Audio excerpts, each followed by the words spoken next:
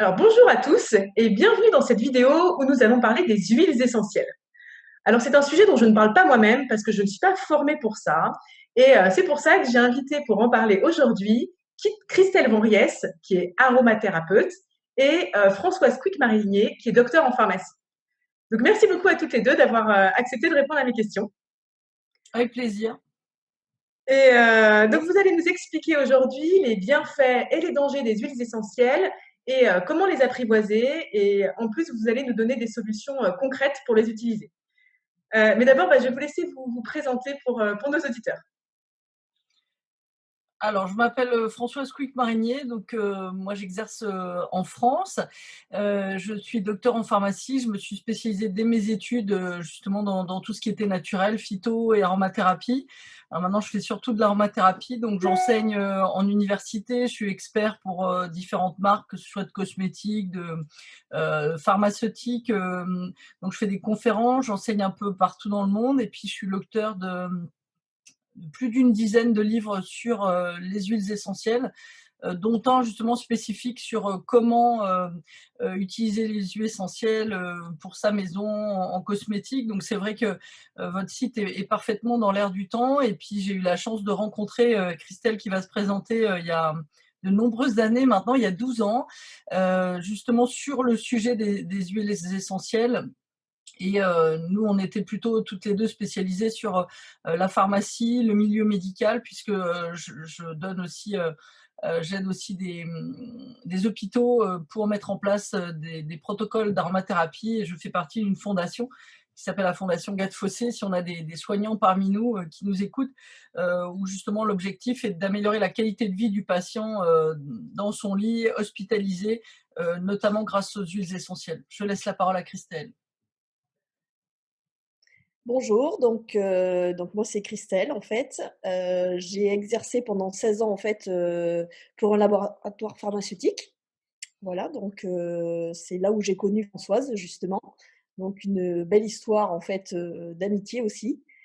Donc là maintenant je me suis reconvertie en fait plutôt dans tout ce qui est e-commerce, de façon à pouvoir mettre aussi ma passion qui est l'aromathérapie en fait au service des autres et pouvoir partager. Ouais, Voilà, donc site e-commerce, atelier. Christelle a formé des professionnels de santé pendant 15 ans sur les huiles essentielles Ah avec oui, une qualité pharmaceutique. d'accord. Bon, super. Merci beaucoup d'être là pour partager tout ce que vous savez. Alors, du coup, la première question, c'est quels sont les bienfaits et les dangers des huiles essentielles? Alors, les huiles essentielles sont issues du monde végétal. C'est à peu près 10% du monde végétal des plantes, des arbres ou autres qui fabriquent des huiles essentielles pour se protéger en règle générale ou pour attirer, pour la pollinisation. Et donc, les bienfaits, ils vont être doubles. Ils vont être pharmacologiques, c'est-à-dire qu'on a de très nombreuses études qui montrent que, par exemple, la lavande officinale est aussi anxiolytique que certaines benzodiazépines, donc des gros médicaments contre le stress, l'anxiété, l'angoisse. Et puis, il va être olfactif. Donc, on aime ou on n'aime pas une odeur, mais il y a toujours cette composante olfactive qui est très importante, voire même supérieure à la pharmacologie, parce que malgré les bienfaits, je vais reprendre l'exemple de la lavande, eh bien quelqu'un qui n'aime pas la lavande n'arrivera pas à dormir avec. Donc ça, c'est effectivement très important. On va avoir un très large spectre de soins au niveau des huiles essentielles. Et puis, il ne faut pas oublier l'aspect bien-être, mais aussi l'aspect anti-infectieux dans cette crise actuelle. On a de nombreuses études aussi qui sortent mois par mois, là, ces derniers mois, sur la diminution de la charge virale, etc. Néanmoins, comme c'est très concentré, donc si je prends par exemple de l'hélicryse italienne, qui est une grande huile cosmétique, qui vient notamment de Corse, il nous faut plus de 2 tonnes de fleurs pour faire 1 kilo d'huile essentielle. Donc on se doute qu'on est dans de l'ultra concentré. Donc là aussi, on en a qui sont très caustiques pour la peau, d'autres qui vont provoquer des photosensibilisations. On en a qui attaquent le foie, les reins. Bref, je pense qu'on ne peut pas commencer au niveau des huiles essentielles sans quelques précautions et se dire surtout que c'est du très très concentré. Dans un flacon d'huile essentielle de lavande, on a 2 kilos de fleurs qui sont concentrées. Donc cet aspect concentré permet de les diluer. C'est comme ça qu'on va les utiliser. Donc ça aussi, c'est très important. Ouais, effectivement, ouais, d'accord. Et du coup, bah, qu'est-ce que vous avez fait pour les apprivoiser, ces huiles essentielles? Peux-tu commencer, Christelle? Oui, donc bah, pour les apprivoiser, déjà, j'ai démarré en fait, il y a 18 ans maintenant en fait, pour le laboratoire, pharmaceutique. Donc c'est vrai que j'ai découvert l'aromathérapie, pour en vendre alors que j'y connaissais rien et du coup, bah, voilà, il a fallu que je les apprivoise et que je les teste en fait personnellement. C'est en les testant personnellement en fait, auprès de ma famille, notamment ma fille, que j'ai pu en fait les découvrir et en faire aussi une passion, voilà. Et la passion est venue d'autant plus quand j'ai rencontré Françoise qui sait, si bien faire partager en fait justement, l'aromathérapie et les huiles essentielles. Alors moi, je suis partie de l'autre côté, c'est-à-dire que j'ai cette formation chimique pharmaceutique. J'ai fait ma thèse de pharmacie sur une huile essentielle. On a trouvé des molécules qui n'existaient pas dans le monde végétal. Donc, jonglant avec les molécules habituelles des médicaments, eh bien, on peut faire des rapprochements, des huiles essentielles qui contiennent du camphre, du menthol, enfin des molécules très connues finalement. Et on s'aperçoit que l'ensemble des molécules d'une huile essentielle vont faire une synergie d'action assez extraordinaire. Donc, justement, on a les deux approches, c'est-à-dire que Christelle a tout de suite été dans le soin, comment aider justement les équipes à bien conseiller, à aider à soigner les patients. Moi, je vais avoir une approche beaucoup plus chimique et c'est ce qui nous permet ensuite de réfléchir à des formules ensemble. Pourquoi on va mixer telle et telle huile. Je crois qu'il faut de toute façon passer par l'apprentissage, la formation ou l'information, que ce soit par des livres, par justement Internet s'il faut, avec des vidéos. On a une vidéo YouTube, par exemple, au Bonheur d'Essence, et puis on va en avoir une aussi à Rome Concept, justement pour expliquer ce que c'est que telle huile essentielle, comment les utiliser. J'essaye toujours de le faire assez simplement dans mes écrits, mais c'est très important. D'accord, effectivement, ouais, d'accord. Et puis, effectivement, on voit bien le côté complémentaire de toutes les deux, c'est intéressant, effectivement. Et alors, du coup, bah, est-ce que vous pouvez donner un exemple, quelque chose de concret que bah, les auditeurs pourraient réaliser, par exemple en cosmétique ou même un autre domaine, peu importe, mais qu'est-ce que vous pourriez donner concrètement comme application? Alors pour la cosmétique, je laisserai parler Christelle parce que c'est vraiment son domaine, puisqu'elle propose aussi justement des ateliers, et pourquoi pas virtuels, on en parlait, hein, pour montrer comment on va utiliser une utilisation concrète. Bah, le top 5 des huiles essentielles qui sont le plus vendues, et la première utilisation souvent c'est la santé tout de même. Donc la lavande pour cicatriser la peau, pour un coup de soleil ou pour dormir, 2 gouttes sur un oreiller, on retourne l'oreiller, on dort encore mieux quand on soit tout jeune ou très très âgé. On va avoir aussi le Ravinsara, par exemple, sur tout ce qui est viral en ce moment, pour stimuler l'immunité et puis être en forme cet automne et cet hiver, par exemple. L'huile essentielle de citron pour faire une cure détox, 2 gouttes avec un jus de citron le matin. Et puis, effectivement, après, on peut l'utiliser en cosmétique. Et là, je vais passer la parole à Christelle pour justement faire plein de soins différents. Oui, donc notamment en fait, on peut utiliser, bah, l'hélicryse, de Corse en fait pour faire un roll-on contour des yeux. Voilà, donc dans lequel en fait on fait le mélange, de certaines huiles essentielles.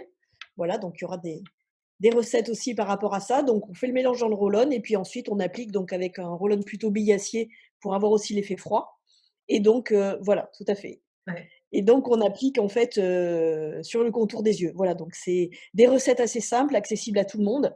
Voilà, avec notamment, beh, voilà, une ou plusieurs huiles essentielles, à l'intérieur. D'accord, ok. Alors, on Et, parle de l'essentiel, mais on peut parler aussi des eaux distillées, hein, qui sont justement intéressantes, notamment en cosmétique. Au lieu d'utiliser de l'eau, eh bien, on va utiliser de l'eau de rose, on va utiliser de l'eau de fleur d'oranger, qui vont apporter elles aussi leur bienfait, hein. C'est connu, très très connu depuis la nuit des temps. Ça, hein. On peut faire un démaquillant biphase aussi avec une huile végétale et une eau de bleuet pour protéger les yeux. Ça, c'est le domaine de Christelle, mais c'est vrai que c'est très intéressant et très efficace. oui, c'est sûr. Ben, c'est vrai que moi, je suis beaucoup plus à utiliser les huiles végétales aussi. Et c'est vrai que, enfin, l'huile végétale en synergie avec l'huile essentielle, c'est vraiment le bon truc pour pouvoir, bah, pour que justement pouvoir diluer les huiles essentielles, si j'ai bien compris, et pour certaines qui peuvent pas être appliquées pures, par exemple sur la peau, quoi. Alors justement, il y a une propriété remarquable, c'est que les huiles essentielles, ça n'est pas gras malgré son nom, mais par contre, ça adore l'huile. Donc si je mets une goutte d'huile essentielle dans un flacon d'huile végétale, ça se dilue, et si je mets une goutte d'huile végétale dans un flacon d'huile essentielle, ça se dilue. Donc quelle que soit la proportion de dilution, je vais pouvoir l'utiliser. Donc c'est un très bon solvant pour massage, pour cosmétique, pour plein de choses, même pour la voie orale, si on utilise d'une autre manière les huiles essentielles. Donc ça, c'est le top. Et vous êtes, Catherine, la spécialiste de ces huiles végétales. C'est ça. Donc, du coup, si jamais, donc par exemple, donc des auditrices voudraient utiliser au quotidien ces huiles essentielles, qu'est-ce que vous leur conseillez de faire pour pas faire de bêtises, en fait? Voilà. Alors, je le disais, être formé, tout de même avoir un minimum de littérature ou quelque chose de fiable justement à lire, un peu du style comme votre site, le site qui va être bientôt lancé pour Christelle. Moi, j'ai un site plus informatif, hein, donc où il y a quand même des blogs sur certains domaines. Choisir quelques huiles essentielles parce que après on a des dates de péremption aussi, les plus courantes. Avec 15 huiles essentielles, on fait à peu près 80% on soigne tout et tout le monde. Ne pas faire n'importe quoi, ne pas cumuler les doses. Ça aussi, c'est important entre les produits ménagers, les produits cosmétiques, la santé, la diffusion. S'offrir un diffuseur pour Noël, je laisserai parler Christelle sur la cosmétique, mais ou les produits de maison. Et puis commencer doucement avec des huiles plutôt douces, la lavande par exemple, le Ravinsara peut être utilisé à partir de 3 ans. Peut-être pas commencer avec des huiles un peu dangereuses comme la Dolteri, la cannelle ou la menthe poivrée. Hein, et puis justement, je laisse Christelle pour nous parler plus d'utilisation quotidienne.